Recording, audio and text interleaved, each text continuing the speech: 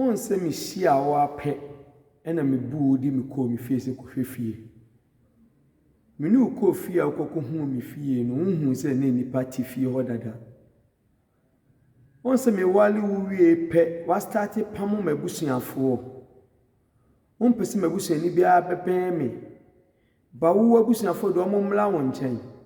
Ade a wo ye no hwe a ebetimi aboa me no akwa akusise. Eye mi mabusuafo aba betu wo mo fie. Omu nyina ka ho ansa na me no wa wale yetim. Awale na tim awie na wunya ho na de na apese wo ye me. On so pese oja me gina kwa nchen. O pese oja me gina ho na wo koja me. Mi nua wo ba betu no fie hasisi a wo we. Udi mu nti wonti fie ha biem. Me maame e ba fie a wo so won fle me ansa na waba. Wo eyo odo. Wo do me ana wo do mabusuafo ka ho. Wo saka mabusuafo no abeka kire me se wo do me. Emwa me. Meslo se sa na apese odi me kom dia kan bibi kire me. Na mi hu do betimi abo me na matimi akoma nimu abrabom. Mi hu ni se me de ne ba wo hu se me de ena ye wo dia. Ena sisi a no se me make sure na me hwe de me so me yeye because me nya hu ye. Se wo ena wo hu mi a me de na kama hu se me no ye pepepe. Sisi ba bi ye du no ye ya cross thread. So betimi asake mabusuafo no abusuafo aba be kade a bibi nkoye medawase minua o se wonye pese mi nkumnya asema o kanu wati ase hwe se wonye pese mi nkumnya dia o meslew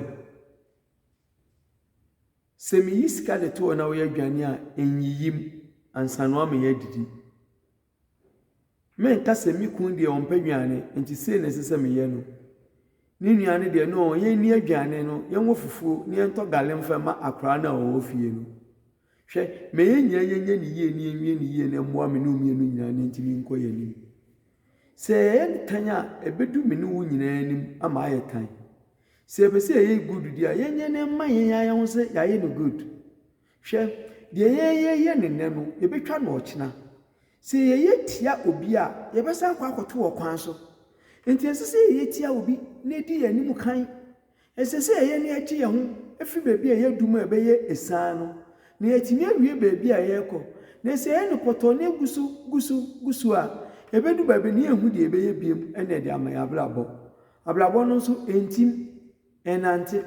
se de be ye be ko enim ti no bo amenam so memboa because enu nti na me wale oba fie se owalefuo mani da so nti na mdo abet ade na yin nipa yenye sa wonim pefe se asema ye de to me so no na enye no kure ade na du time se opurufu kire se enye no kure no wo de ahinta nipa na opese wo de me hye problem wo hiamboa medi wachi eboa wo ewie de sisi ewie edu me so no o kam yagum se de be ye de me beko ni agya wo enso wo de me ne ma agya wo me na me kaka bi me agya wo so bi twantwa to me so nim se ye ntro wo akoma mu pefe nim se ye ntro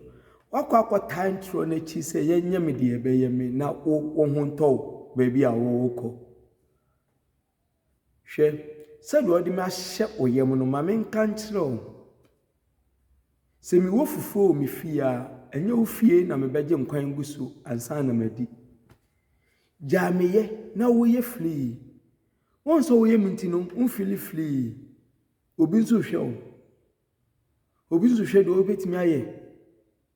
ade na wunya me na nso ntimi nko wanim na ogusu ye me na timi aye ade agensi wankasa hwe de odi ye obi no eye ne ya no dachi ye de bediw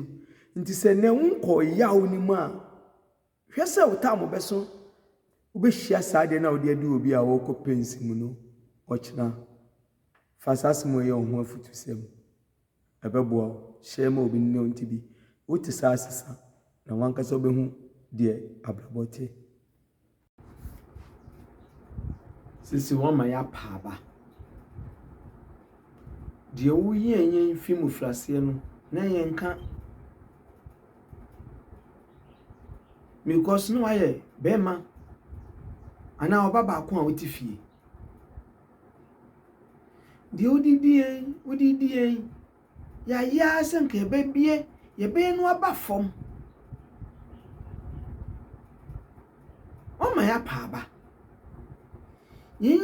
kra na ye din ana Nyankopon tan ye chi a nke fimpu nke ntimi ma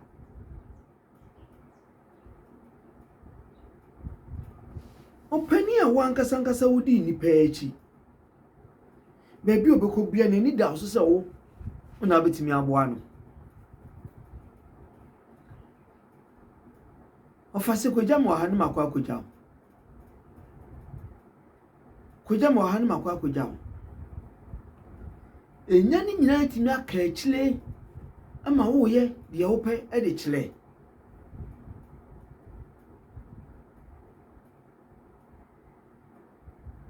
bibia timi aka achi ama sise wo ye de wo pe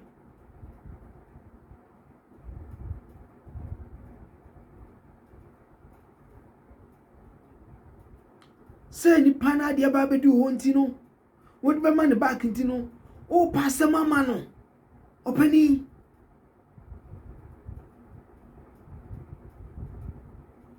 ebe kura nipa no onyi sa de no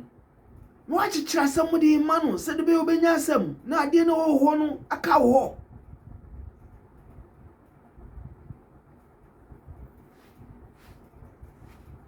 ade ne nipa e wo wiase yete sa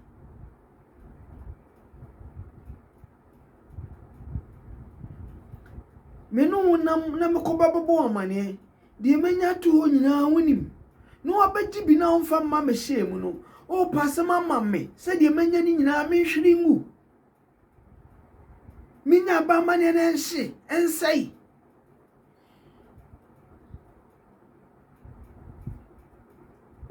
so wonyinya me se achenji sa sisa omo fa mo di abata ho se fa ye ho adwinti sisi wasisa nkwase afosa bi mpredua na no omonam wa ba ni ba betu agu de wutim no e ba besei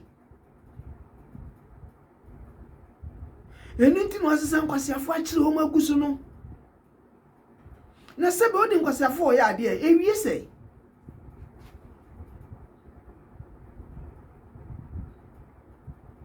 nto mo amasisa mu na edu ati no huni se wapam apapa fo no ko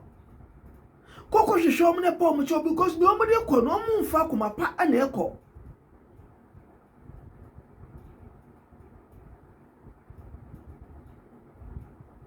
o mo ko mo nim so mo ni muto o mo pejo mo ho so ho be kire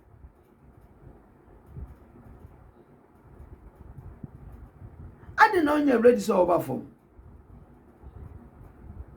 ade no pejo abatrisa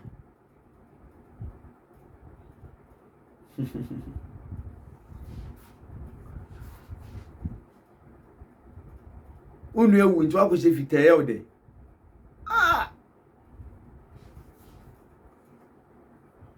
to be kire buo why o be kire buo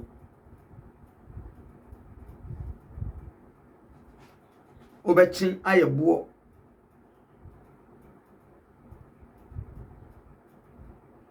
se utwa so a ebeboa